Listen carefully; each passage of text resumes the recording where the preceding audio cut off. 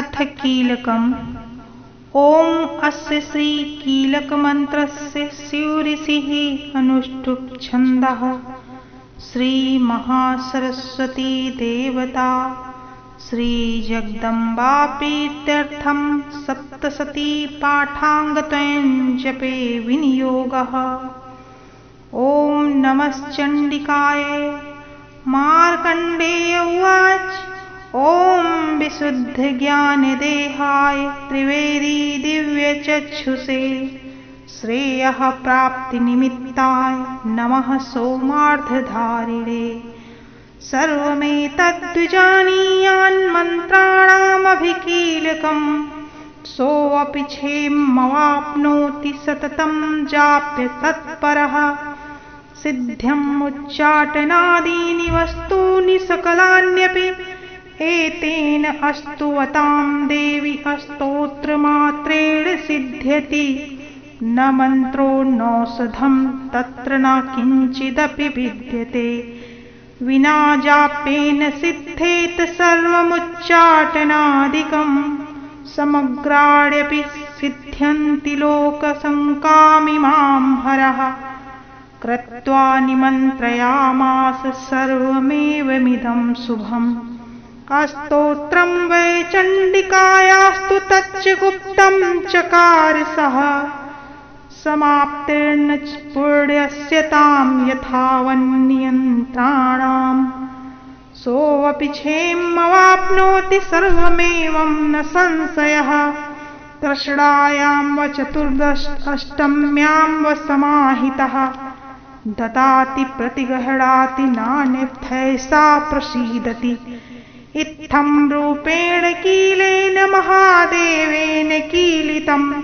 यो निष्कीलां विधेयानां नित्यं जपति संस्फुटम्। स सिद्धः स गणः सोऽपि गन्धर्वो जायते नरः। न चैवाप्यतटस्य भयं क्वापीह जायते। नापमृत्युवशं यातु मृतो मोक्षमवाप्नुयात्। ज्ञात्वा प्रारभ्य कुर्वीत न कुर्वाणो विनश्यति। ततो ज्ञात्यैव सम्पन्नमिदं प्रारभ्यते बुधैः।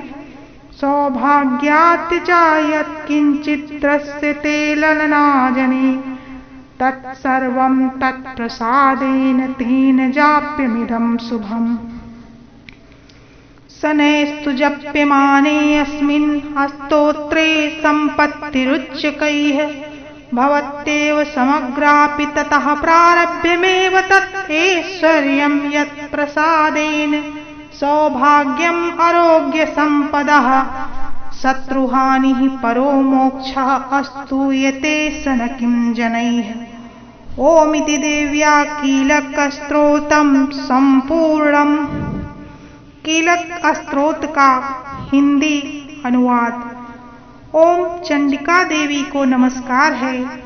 मार्कंडेय जी कहते हैं, विशुद्ध ज्ञान ही जिनका शरीर है, तीनों वेद ही जिनके तीन दिव्य नेत्र हैं, जो कल्याण प्राप्ति के हेतु हैं तथा अपने मस्तक पर अर्धचंद्र का मुकुट धारण करते हैं, उन भगवान शिव को नमस्कार है। मंत्रों का जो अभिकीलक है, अर्थात मंत्रों की सिद्धि में विघ्न उपस्थित करने वाले साप रूपी कीलक का जो निवारण करने वाला है, उस सप्तशती स्तोत्र का संपूर्ण रूप से जानना चाहिए और जानकर उसकी उपासना करनी चाहिए। यद्यपि सप्तशती के अतिरिक्त अन्य मंत्रों के जप में भी जो निरंतर लगा रहता है, वह भी कल्याण का भागी होता है। उसके भी उच्चाटन आदि कर्म सिद्ध होते हैं तथा उसे भी समस्त दुर्लभ वस्तुओं की प्राप्ति हो जाती है। तथापि जो अन्य मंत्रों का जप न करके केवल इस सप्तशती नामक स्तोत्र से ही देवी की स्तुति करते हैं, उन्हें स्तुति मात्र से ही सच्चिदानंद स्वरूपिणी देवी सिद्ध हो जाती हैं।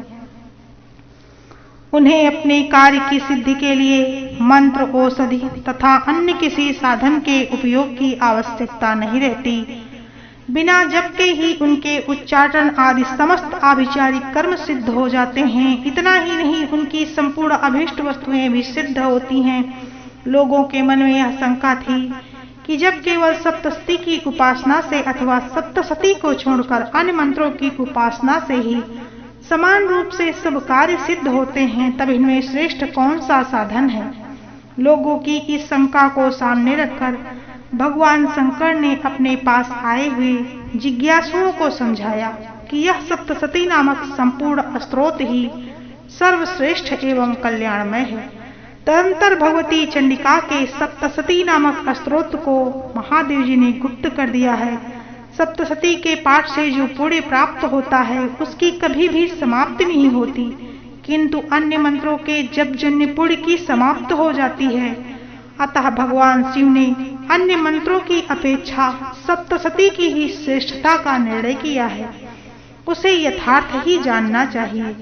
अन्य मंत्रों का जप करने वाला पुरुष भी यदि सप्तशती के स्तोत्र और जप का अनुष्ठान कर ले तो वह भी पूर्ण रूप से कल्याण का भागी होता है, इसमें तनिक भी संदेह नहीं है। जो साधक कृष्ण पक्ष की चतुर्दशी तथा अष्टमी को एकाग्रचित्त होकर भगवती की सेवा में अपना सर्वस्व समर्पित कर देता है, फिर उसे प्रसाद रूप में ग्रहण करता है, उसी पर भगवती प्रसन्न होती हैं, अन्यथा उनकी प्रसन्नता नहीं प्राप्त होती। इस प्रकार सिद्धि के प्रतिबंध रूप कीलक के द्वारा महादेव जी ने इस स्तोत्र को कीलित कर रखा है। जो पूर्वोक्त रीति से निष्कीलन करके इस सप्तशती स्तोत्र का प्रतिदिन स्पष्ट उच्चारण पूर्वक पाठ करता है वह मनुष्य सिद्ध हो जाता है, वही देवी का पार्षद होता है, वही गंधर्व भी होता है।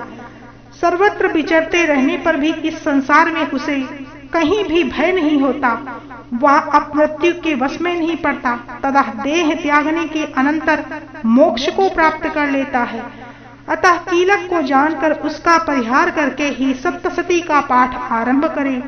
जो ऐसा नहीं करता उसका नाश हो जाता है। इसीलिए कीलक और निष्कीलन का ज्ञान प्राप्त करने पर ही यह स्तोत्र निर्दोष होता है और विद्वान पुरुष इस निर्दोष स्तोत्र का ही पाठ आरंभ करते हैं।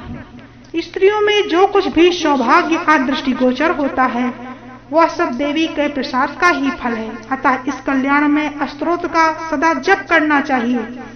इस स्तोत्र का मंद स्वर से पाठ करने पर स्वल्प फल की प्राप्ति होती है तथा उच्च स्वर से इसका पाठ आरंभ करना चाहिए और उच्च स्वर से पाठ करने पर पूर्ण फल की सिद्धि होती है।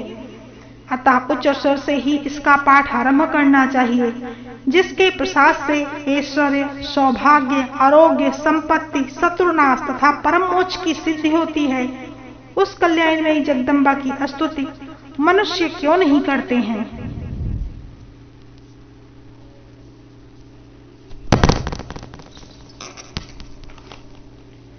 इस प्रकार देवी का कीलक स्तोत्र संपूर्ण हुआ।